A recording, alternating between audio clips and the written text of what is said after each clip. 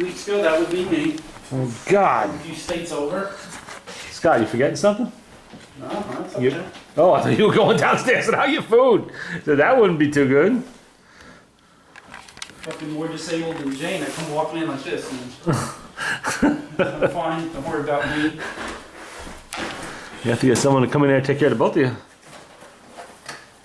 Shit's smarter, let me tell you.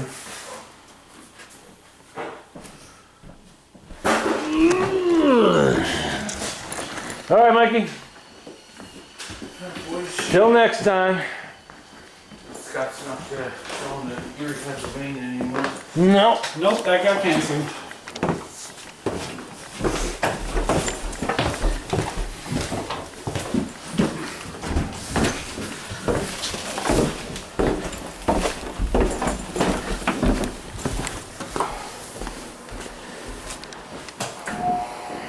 What do you want to do this attempt?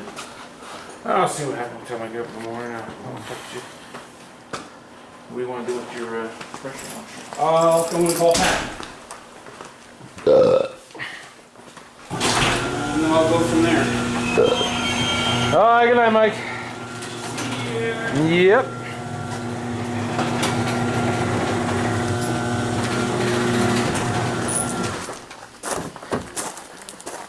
Ah, nice and cool out here tonight.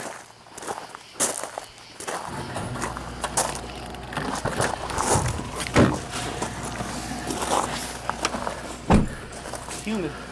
Oh, it's humid, but it's not stifling, nasty, drippy, warm, you know. Choked to death on the heat type. It has been worse. That one. Oh. Okay, skunks, we're coming. Yeah. Yeah, trip to Erie has been officially been canceled. That's the first thing I thought of actually. I was on my way home. I said, no. Ed was not too happy. Well, you get old, shit happens, you know.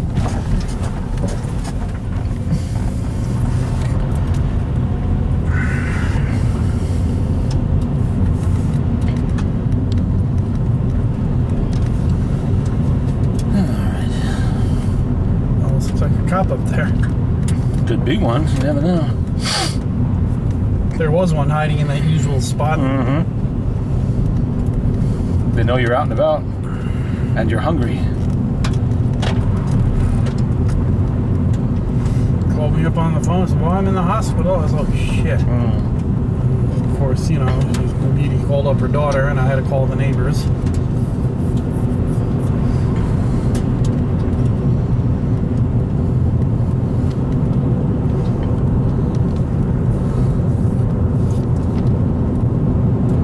I wasn't sure if I was going to come out tonight or not. That's what Mike said. So keep you posted, and then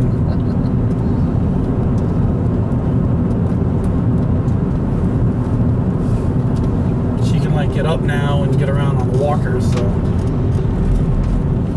said you're not 100%, and I said I have no problem canceling that.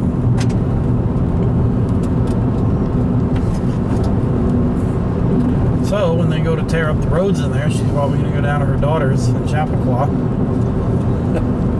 So that's probably where she'll go instead of going to Pennsylvania.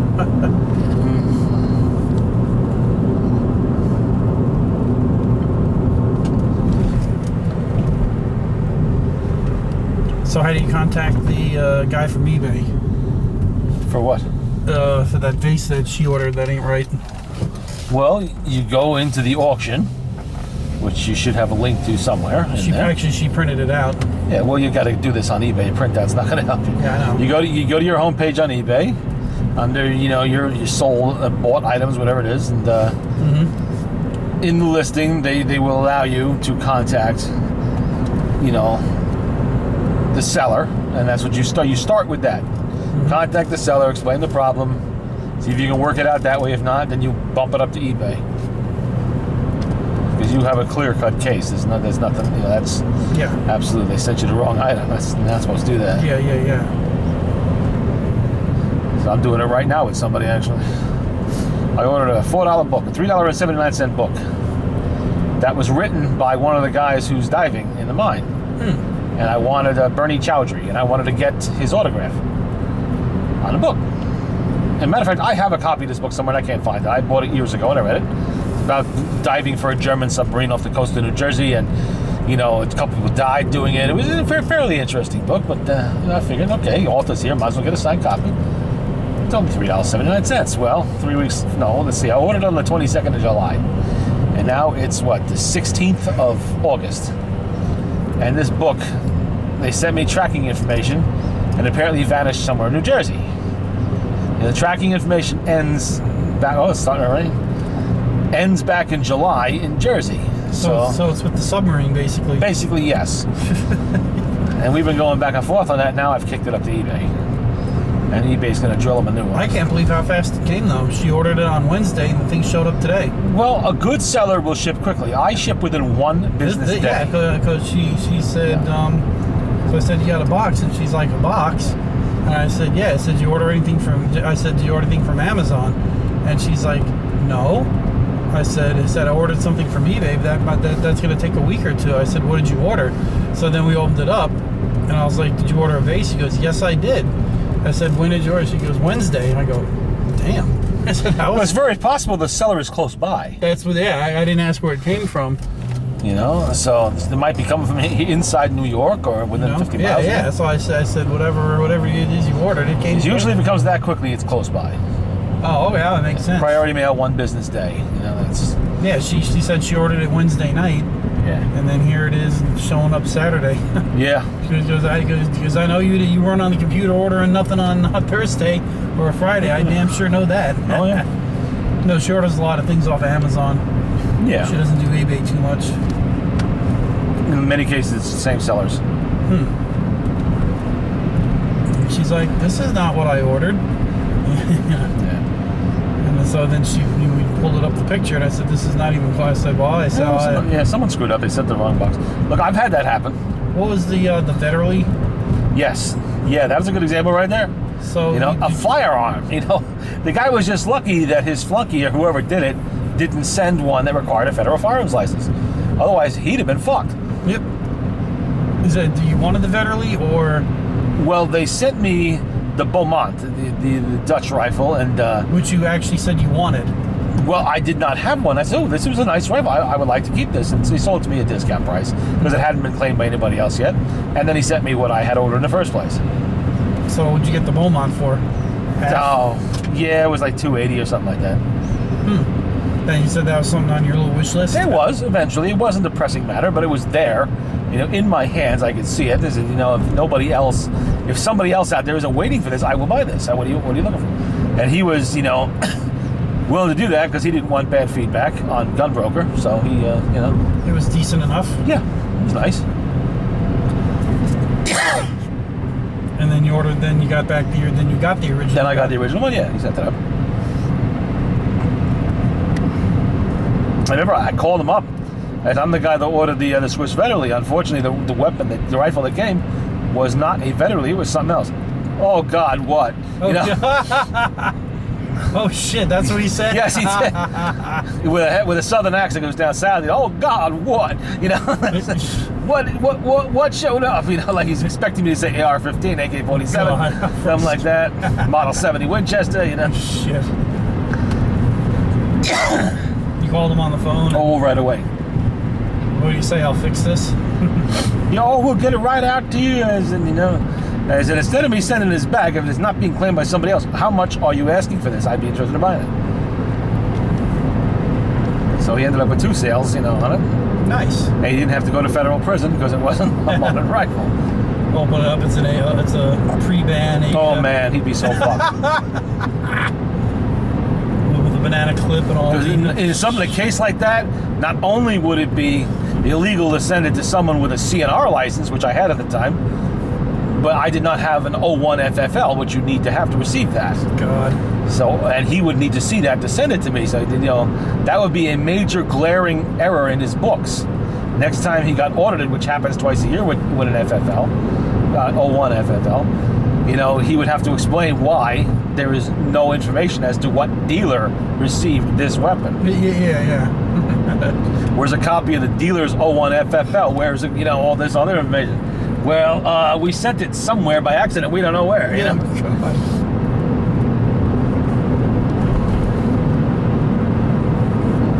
Now, I'm very careful what I buy on eBay. I always check it carefully to make sure, that there is a return policy, that, they're sending me the right thing. I ask questions. I didn't know if there's a return policy on this. Yeah, there will be. There will be. There always is. eBay strongly suggests a return policy. And if you want top-rated seller status, which all the major sellers have, and I do on the shop account, you have to offer a return policy of some kind. It's not acceptable to have no returns.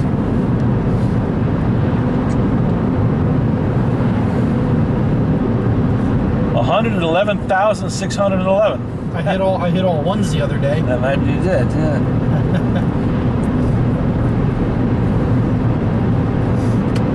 God, that's a shame about the cat, man. I was gonna be like, look what I got on video.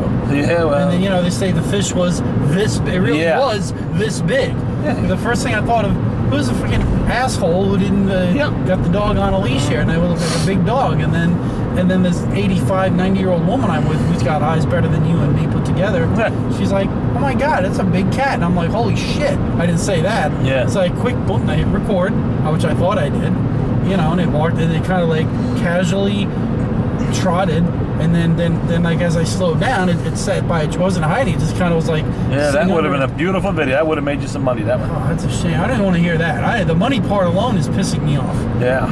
Telling me I could have had a few $1,000s in my pocket, never mind the fact that I could have had the perfect fucking, look what I got. Yep. And it wasn't some blurred, in the fucking rain from 1,000 miles away, some grainy black and white. Yeah, I can't tell what it is. You called the EP and report that you've seen a mountain lion in the middle of the road. Yeah. And they're going to give you the usual line of, well, we don't actually have mountain lions this part of the world. Yeah. And you say, really? Would you like to see the videotape before I send it to the networks? What's that? What do you explain this? Yeah. He had a little head, pointy ears, and fuck. I almost wanted to call the cops and say, hey, come on over to Washington Avenue in Bloomfield, Yeah. right here where the mailbox number 33 is, and then send somebody with a tranquilizer gun and a video camera. Damn. Yeah, they've been moving back into the area. Just like the bears and the wolves are.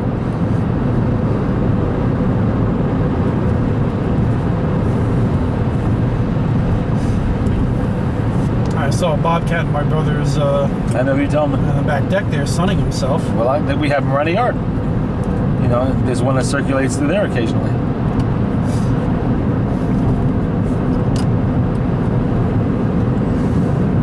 He was this big. Yeah, that's bobcat size. Yeah.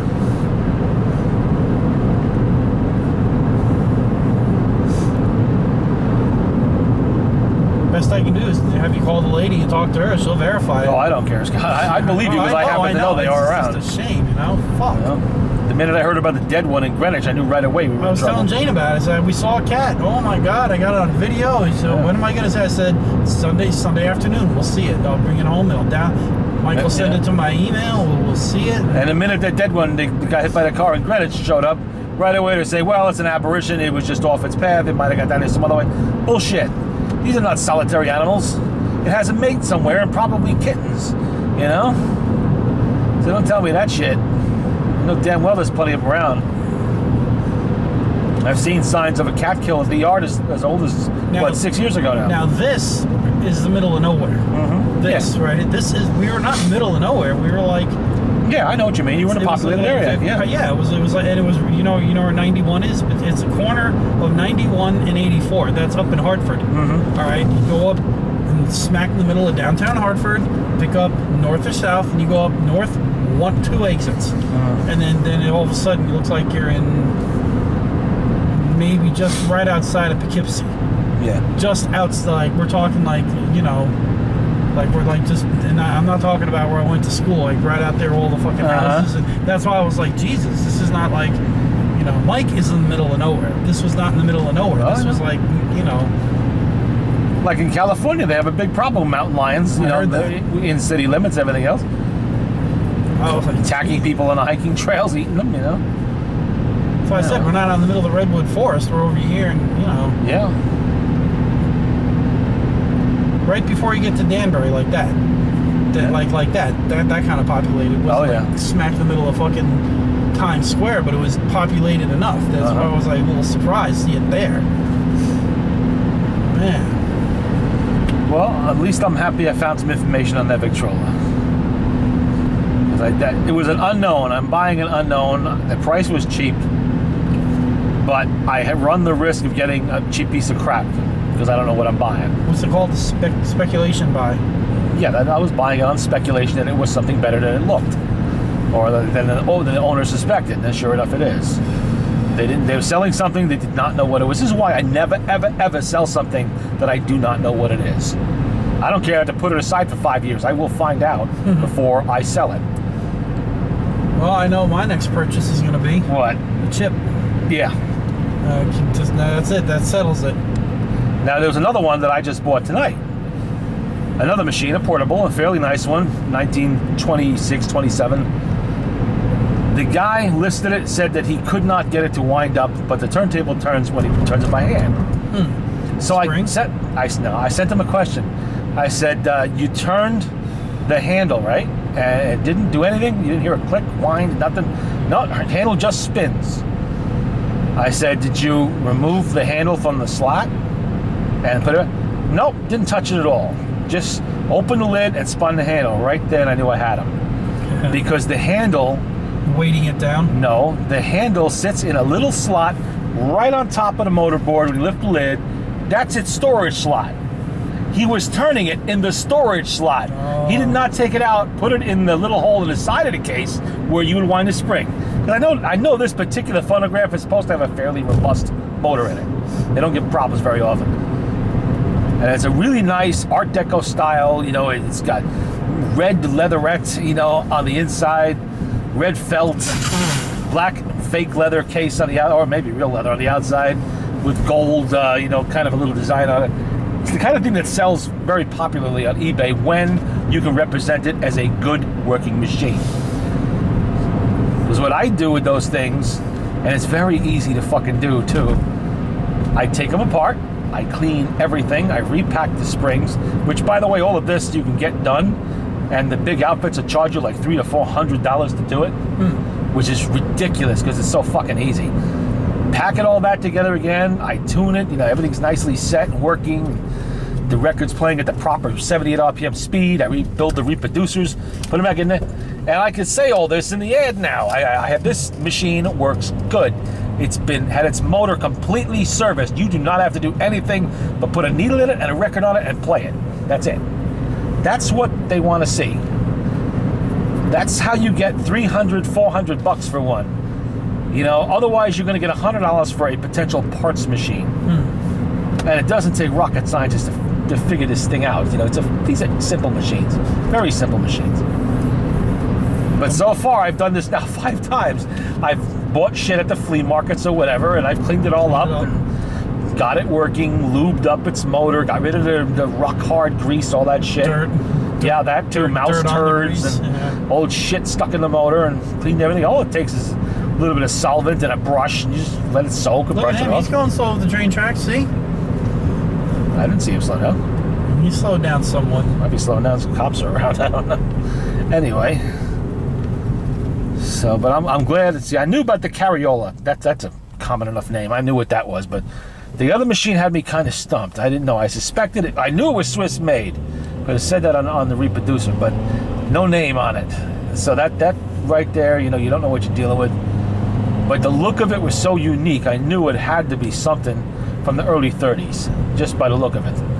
It has that deco look to it that's very popular right now. All that chrome and glitz and, all that shit. So that one will sell well once I get it all cleaned up and tuned and everything else. But the money I could have made from the video, I could have bought one. There you go. They're not breaking- expensive. They're fucking cheap. You could buy one very cheaply on eBay. A couple $100 gets you a really nice one. For some idiot who doesn't know what the hell they're selling, and that's all the fucking time. that kind of stuff pops up constantly. You can always get a portable or even a big upright. They don't know what they have.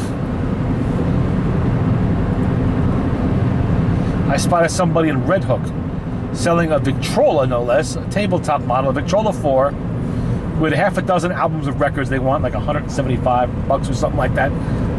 Now that machine, I've been selling them about $250, $300 around in that neighborhood, all nicely spiffed up.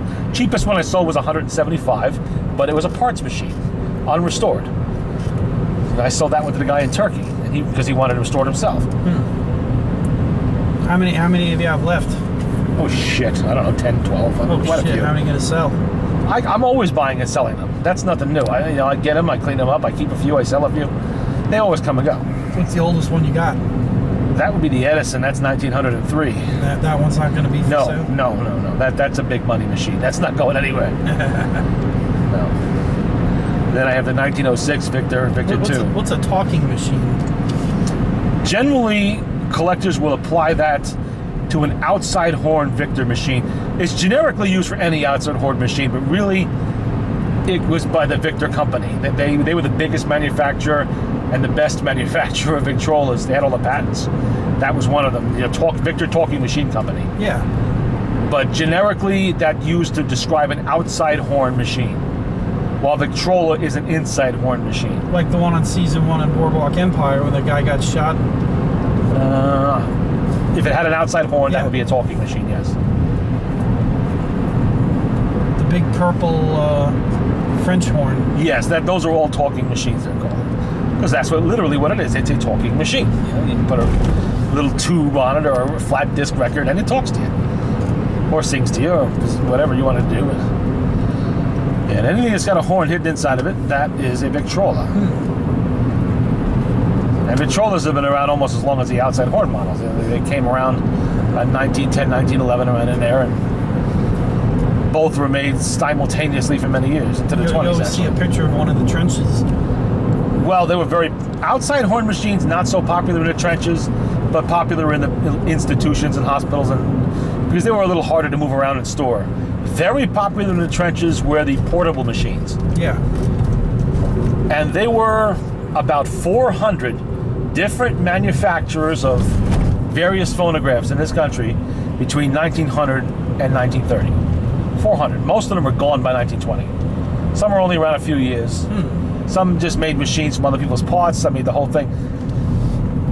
The top 3 were Victor, Edison, and Columbia. Those were the top 3. With the Sonora probably bringing up at the end of that, but those were the top 3 manufacturers. Of them, Victor was definitely number 1. So all those black and white photos in the trenches, those were... Could have been any kind of machine. I mean, there were machines produced specifically for the military. They are around, and there were all kinds of commercial. You could write them, "Ma, please send me," and they would. You could order away from one. They would send it right to the trenches. And they were very popular with the troops. They had nothing to do for long stretches at a time. And, they could listen to records out there. And it was also used as a propaganda tool fairly early on. You will find like Lord Kitchener's speeches and, all this other shit, Wilson's speeches on records, Theodore Roosevelt's. These were propaganda pressings that, were going out to the troops or wherever, they'd be played. Hitler was well known to take advantage of this technology, and he embraced wholeheartedly tape technology when that came along. And the media. Well, the media in general, but audio and visual media especially. Television, he tried television, believe it or not. The very first television broadcasts to go out to the public were, I believe, the Nazi Olympics. It was Hitler's speech opening the Nazi Olympics. But he loved, movies, newsreels, and radio. Big time with radio. Got his message out there. So was Roosevelt on that. The 2 of them were the first real modern politicians in a way. The modern way of campaigning. Roosevelt picked up on that very early on. The fireside chats, all of that stuff.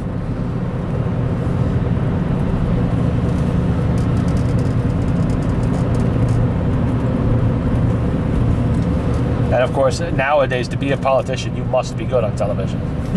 You don't get elected in this country unless you look good on TV. That's basically it. Doesn't matter how skilled you are, how stupid you are. If you look good and sound good on television, you got it, mate.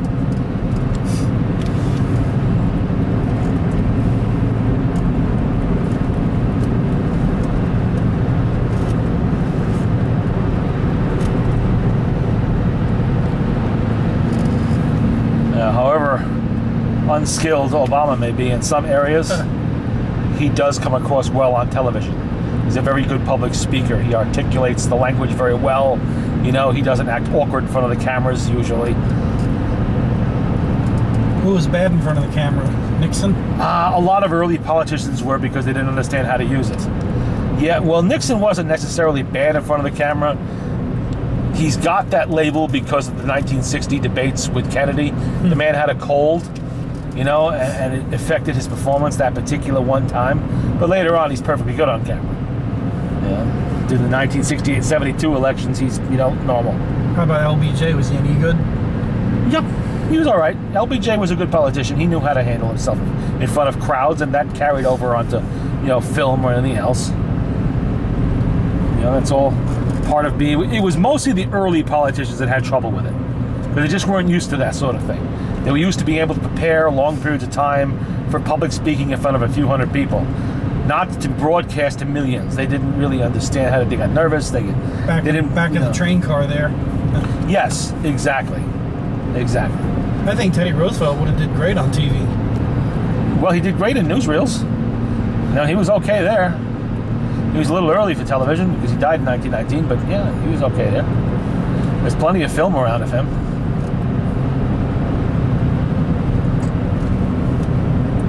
And every modern president we've had has been good on camera. Obviously Reagan, you know, even Bush 1, Bush 2, Well, Clinton, Reagan of course. Clinton was always very good on television. He did not have sexual relations with that woman. Yeah. Well, Clinton's always, he has the gift of gab. He has the gift of charisma. You know, it doesn't matter who he's talking to, and even if you don't agree with him on shit, you still like Bill.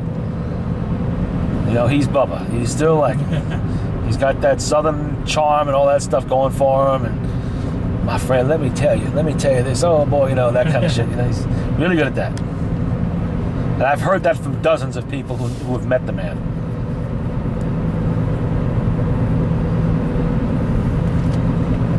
Guy could be going a little faster. That's all right. Guy might be drunk, might be old. Look at this. What the? And all you gotta do is look around town, and there's Billy's picture up on the wall with restaurant proprietors, and you know, I told you where I get my Chinese food. There's this picture up on the wall twice. No, 3 times. I'm sorry, 3 different pictures he has. He's been there. Well, 2 with the owner and 1 with the owner's daughter or whatever. You know, so I'm like, geez, look at this. Surprised there's not a picture of him at McDonald's. Right. Hey, I think they fucked it away at McDonald's.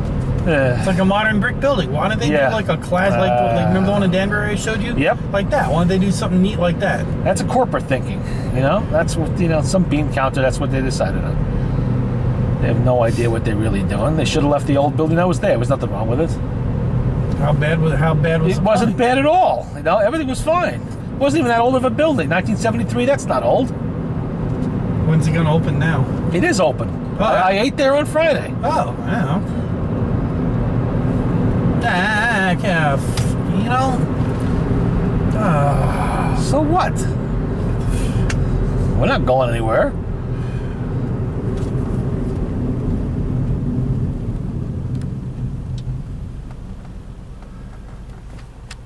There's a lot of... Oh, we're a little earlier tonight. No, it's 1:05 in the morning.